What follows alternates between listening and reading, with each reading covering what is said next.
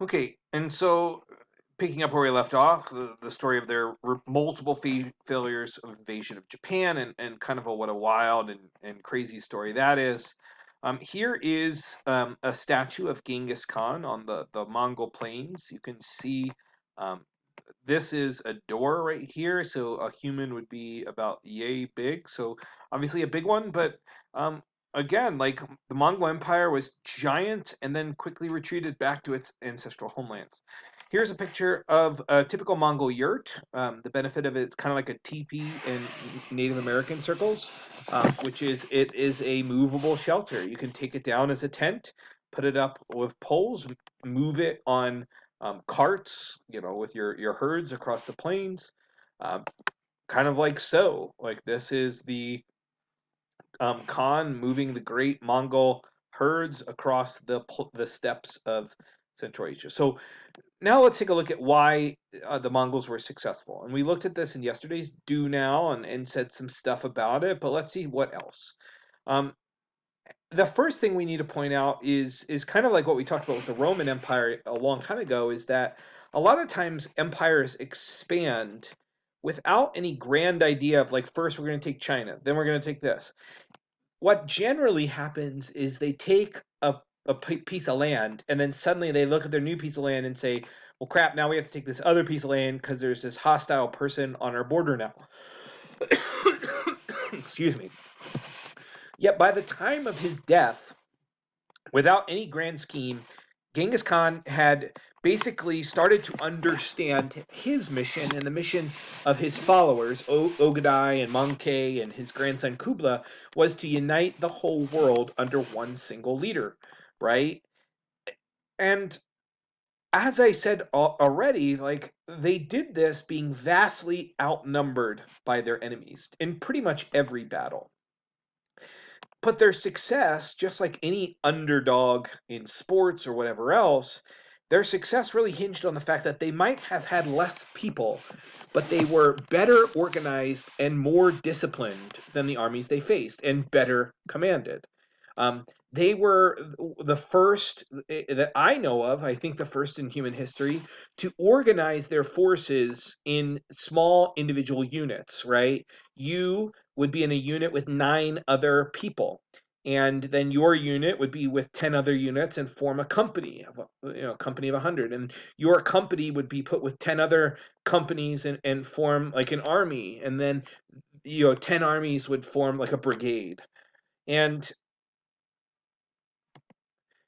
they, because again they're so skilled at horse tactics and so incredibly good at like, what do you want to say, horsemanship. They pioneered really elaborate, fast-moving tactics of you would encircle your enemies, you could pull back quickly, hit them hard, then pull back, and then use tactics of deception. They were also kind of extremely brutal, but in an efficient way. And the reason why they organized people in units of 10 was because they knew that when you fight together with a group of 10 through multiple battles and you go through hardship together, that you become incredibly close. These were your brothers, this group of 10. And the penalty for abandoning or deserting in battle or breaking a line that you were supposed to hold was not just your death, but all members of your unit were killed if one member of their unit deserted in battle. And so there was this really idea that you had an obligation to your brothers to not only fight your hardest, but not break a line. And what I mean by that is breaking a line is when you're standing here in a line ready to kind of take a charge from an enemy force, if one part of your line buckles or breaks or gives, it creates a hole, allowing the enemy to pour through your line and get behind you. And once they get behind you, you're screwed. And so, that really encouraged a lot of discipline and obligation in the war. But we also saw, just as in yesterday's Do Now, that the leaders, Mongol generals, Genghis Khan himself, were famous for living and amongst their men, sharing the hardships of their men, right? And what that means is that, like, the relationship between general and, soldier would have been extremely tight, because the general's not asking you to do anything that he himself would not do. And so this creates like pretty significant troop morale and unity in the forces, and a lot of willingness for people to kind of give everything they've got. Now, outside of this, like outside of the tactics of all that we just kind of described and the picture we just painted, once they were victorious and once they were successful, what followed was a pretty brilliant bureaucratic system, right? Where the conquered peoples would have been incorporated into the army and kind of redistributed in a very tactical way.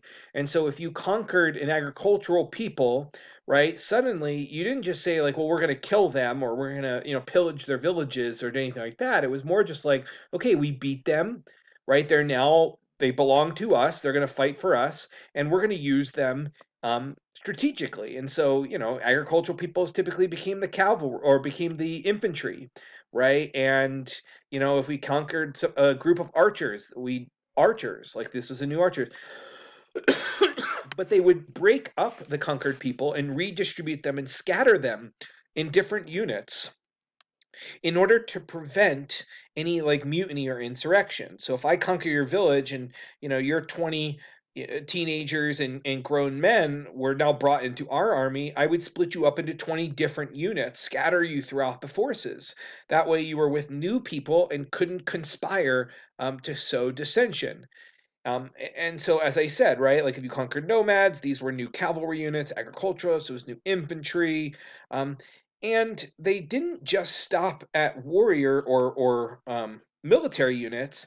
They also looked at units or people and said, well, you're clearly very intelligent and educated. You're going to form our accounting, and you people might not know how to fight, but you can be our labor and help build roads and fix things. Um, and basically, they were famous for having a really good accounting of their civilization. They were a pioneer of early attempts to take census, right? So the census in the United States is every 10 years in the United States, everyone in the United States has to be counted. And the Mongols did this too, right? They would kind of keep tabs of everyone that lived in their empire, what skills they possessed, so that they could move them quickly where they were needed, right? Accountants needed in the east, uh, you know, um, archer units needed down south, carpenter units needed up north, and so on and so forth. Here is two examples of Mongol military garb. The one on the left is what we would consider light cavalry. Light cavalry was much faster, could move in and out, withdrawal, and kind of hit people good and then get out of there quickly. The guy on the right is what we call a heavy cavalry. Heavy cavalry were decked out in armor and were heavy, literally. But they were kind of like the tanks of the battlefield. They would usually come first, the screaming marauders across a battlefield. They would punch into enemy lines, hoping to break the line. Now, as we saw even within their own men, we also see within the Mongol units a real reputation for brutality and destructiveness began to emerge.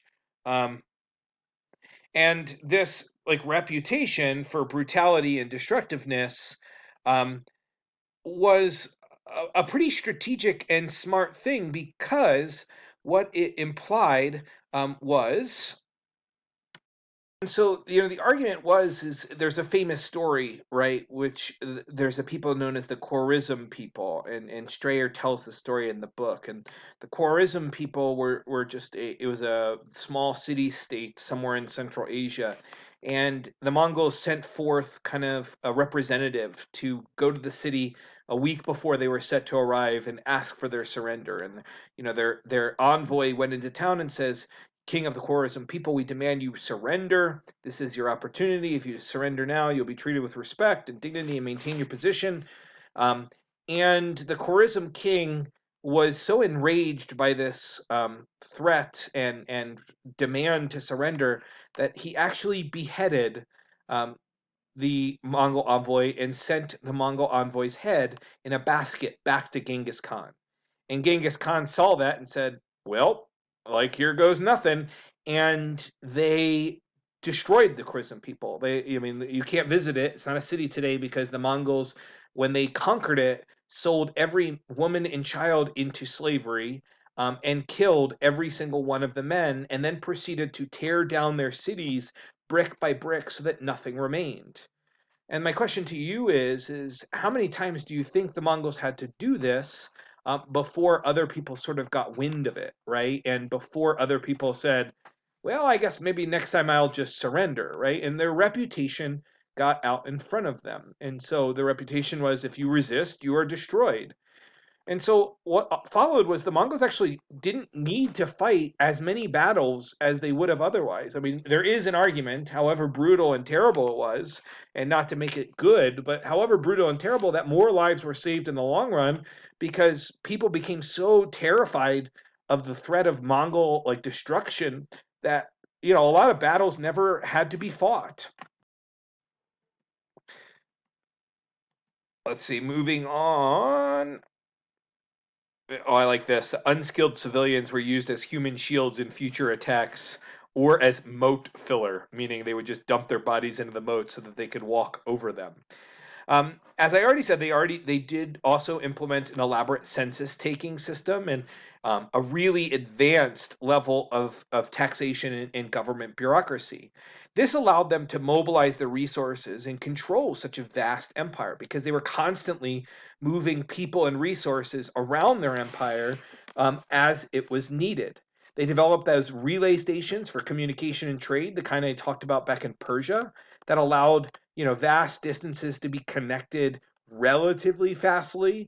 And so, and then this last one, which we saw in yesterday's Do Now, it was a huge one. They were famous for religious and cultural toleration, mainly to the benefit of the fact that, like, most of the places they conquered um, didn't really rebel against them, right? Yeah, they were scared of him a little bit, but really it comes down to the fact that if you were a poor peasant yesterday being ruled by a Persian king who wasn't very nice to you, and then today you're a poor peasant being ruled by a Mongol Khan who has provided security and basically not changing anything in your life, then the fact of the matter is you probably don't care. They also, as symptoms or evidence of their toleration, were incorporating a lot of local officials and rulers into their empire. Chinese and Muslim officials kept their administrative posts. This is a picture of a light infantry unit of Mongol, recreated Mongol battlefield. In the absence of walkie-talkies or cell phones, they used flags to communicate on the battlefield. You'd raise the blue flag to signal a retreat, or raise this to signal a feint to the right, or raise this flag to flank them on the left. And again, this is the extent of their conquering, so pretty amazingly huge. We have a minute and a half left. We want to kind of give more. Strayer focuses pretty hard on the Mongol world empire or like the economy that followed. I'm going to go ahead and put this out. That basically by connecting all of these places in the empire together, right? You're connecting and linking markets and creating a hugely successful trading system. And we already said that the Silk Roads were never busier and more crowded than during the Mongol Empire because the Mongols provided safe travel all across Asia. It's why Marco Polo was able to do his thing, right? People were thieves and brigands on the highways were so scared of Mongol responses, right? Remember I told you they would tie you up, attach a rope to each one of your limbs and basically connect it to a horse and then whip the hell out of the horse until it like pulled you apart. And then this final thing for today. So I'm going to leave this up. You can go ahead and pause and copy it. And then we'll pick up and finish the Mongol lecture on Monday of next week. I hope you all have a good weekend. Make sure you attach the pictures to your notes. And I will see you on Monday.